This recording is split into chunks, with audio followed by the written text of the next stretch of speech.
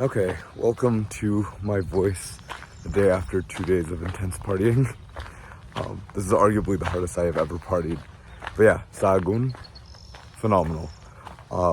It's like yesterday, after all the festivities of the night before with the concert and everything, I walked to, Bercianos, del Camino Real. And we had a booking. Oddly enough, my brothers and I all got split up in different cities, and then after that, a friend that we made along the way, and one of my brothers and I all caught a taxi back to the original city we're in, Sahagún, for sort of like the biggest day of the bull-related festivities. And then on my way out of town, I met a couple of Americans, a Flemish guy. And it's like, it's amazing because everyone's story is like completely different. Like a few days ago, you guys saw like, I met like a lawyer. I met someone who was like working in psychology. Yesterday, I met like a German athletic teacher, who's like maybe a year younger than me. I met like the Belgian guy I met, or no, I guess the Dutch guy I met. He was like trying to use the Camino to like get past a relationship that had gone awry.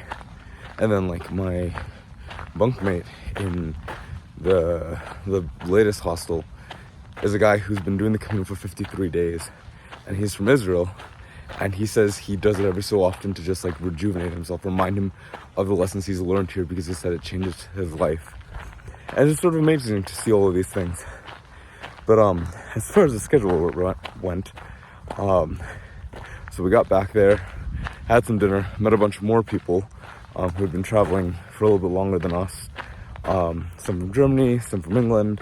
And the English said that they partied harder than anyone else, and then they went to bed at 7. So it remains to be seen how true that is, but I hear that there's more to do in Leon. So we might find out then.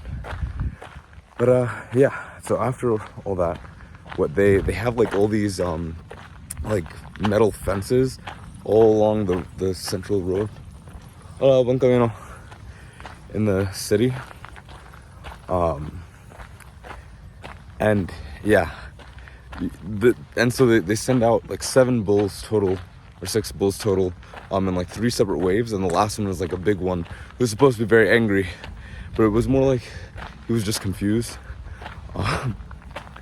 Because he didn't really attack anyone, he went very slowly.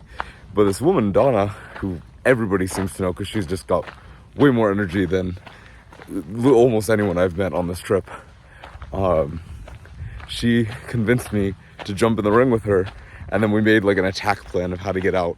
And we just like practiced running from one corner to the other, and then after the second round of bulls, I was like, screw it, and I ran all the way to the stadium. And it wasn't that dangerous, but I have heard that it's different in Pamplona, and like people actually will like break bones and stuff. So I don't know, take that advice with a grain of salt if you ever do the running of the bulls.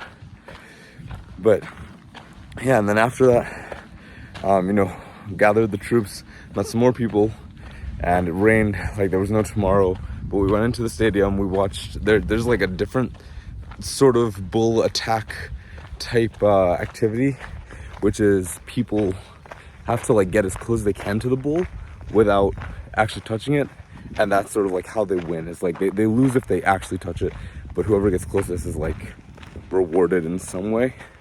And you'd be surprised, like these people were not just like coming in or like trying to touch it or dodge it. They were doing backflips over the bull and like clearing it every single time. It's amazing. It's like acrobatics that I've not really seen anywhere else. But after that, it started getting a little dark. Had a couple of beers. Because it was raining so hard, we just put on our own music in the albergue, and like the 10 of us just started dancing. We got some drinks, and then I reached out to a guy that I had met the day before, from one of the peñas, and yeah, he told us where the next party was. We joined them, and then after that, our group sort of trickled down to almost nothing because everyone was getting tired. We've all walked like a very long distance, them especially. And so we danced, we drank, Then there was live music. We followed them, and like all the different bands from the different boroughs in the city of Sahagún like sort of converge in a single place, and we're dancing the whole way that we're going down the street. And then we watched a fireworks ceremony, and like 2 hours later, or I guess like an hour later, that stage that they had built in the previous day and then that morning had completely disappeared. Like you couldn't have even told that there was anything going on other than the street cleaners who were cleaning up after the citywide party, which alone is an incredible feat to me. But yeah, so we went to that concert, and their set list was incredible because the way they had designed it is like every song bleeds into the next song. And that one I stayed for the whole thing. It finished like 3:30 in the morning, and then I like tapped the person next to me while we were dancing to like ask, oh, is this the end of it, or is there like another set list? And then she started talking to me in English, because I guess sometimes people can tell, but she was super nice, and we talked about like, oddly enough, gun violence in America, because she had worked in Australia previously and so had been practicing her English. So I spoke to her in Spanish, she spoke to me in English, and yeah, we discussed politics and like the different work environments and such. And it's really enlightening because it gives you perspective not just on like the culture that comes with like tradition and food, but the kind of things that come with like work environment, mindset, the passage of time, and philosophy. And that's really interesting to hear, because it also, as someone like very interested in philosophy, it tells us like things we can do to improve the world around us, or like the life we live. It sort of opens like new ways to look at things that you wouldn't have otherwise seen. So yeah, so I was talking to this girl, and then her friends sort of like beckoned her, like, we gotta go. So she took me with them. We went to the club. The club's only open at 4 a.m. We were there for like an hour and a half, and then I couldn't find a way out, because like I don't really know how the taxiing system works here. Plus I like sort of accidentally left my bag with another friend, so I had to track that down. Wound up sleeping on a couch for only 30 minutes. So this is me with 30 minutes of sleep plus an hour nap yesterday, and kicking it pretty well with everything except my voice. My legs are totally messed up. Not too different from exam season as a mechanical engineer. But yeah, so here we are. We're basically caught up to the present.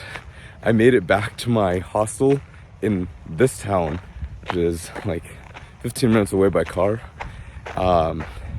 And I asked for a room just so I could take a nap, and they're like, we are fully booked. So I'm sticking with that half hour of sleep, just get up and go. Weather's nice, although it's freezing for summer as a Floridian. And yeah, we'll see what today holds. In some ways, I'm actually looking for some rest, so might be a good thing that all the partying is behind me for at least 24 hours. But yeah, talk to you guys tomorrow. Eventually you'll hear stuff in like Italian or Korean. It's probably not Korean for a while, because it definitely needs some work. But and then German maybe in a day or a couple days. But as just a highlight for like anybody who wants to practice languages, this is a really good place to do it. I think so the languages that I'm like comfortable in fairly, or at least can communicate like fairly well, and even if my conjugation and stuff is not fantastic, it's like German, Italian, Spanish, and Korean-ish, and to a lesser extent French, because I studied that in high school for 3 years. So it's like sometimes things will trigger my memory and then all of it will come back at once. But yeah, on this trip so far, I have gotten to speak various amounts of German, Flemish, Dutch, Italian, French, Hebrew, Polish, Japanese, and Korean. There is not a single person I've met that I didn't know some phrases in their language. And I can tell you, like, I mean, definitely not necessary for everybody, because that is not a normal thing to do. But if you know it, people really appreciate it. They open up like immediately, and they're happy to talk to you. They're happy to tell you their story. As everyone out here just, they came here for the people. Like, no matter how little you like people, that is like the takeaway of this trip. So like even the introverts are just like, you know, they will give you their life story, because this is the place to share it. Everyone is in a different part of their life when they hit the Camino, and they want to connect, they want to share, so that they can sort of like advance to the next steps, like thinking out loud. but thinking it's part of the walk. So anyways, that's basically it for today. See you in approximately 24 hours, and Buen Camino.